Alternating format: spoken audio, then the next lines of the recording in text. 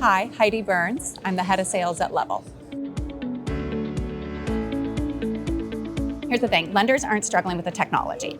They're struggling with the implementation of the technology. AI cannot exist in lending at this time without cautious, careful, consistent human oversight, not just human in the loop.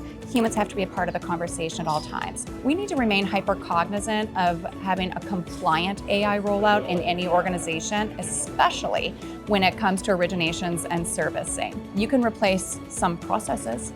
You can optimize more processes than you can replace. But just like AI can't see, it also can't feel, and it is not designed for the one-off human conversations. In a human conversation, when someone in servicing is speaking with the consumer, oftentimes they're speaking with the consumer at a time and place where they are extremely likely to find that they might not have an outcome that is beneficial to them, right? You think about a total loss situation. Think about a bankruptcy situation. People are not in the best moment of their lives. You want the ability to connect with them with empathy and reason, and you need to do so in a way that builds trust instead of breaking trust.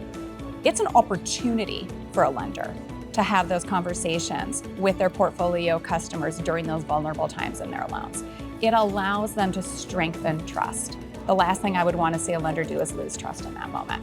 So the highlight of that one is AI for process optimization, human for actual conversation.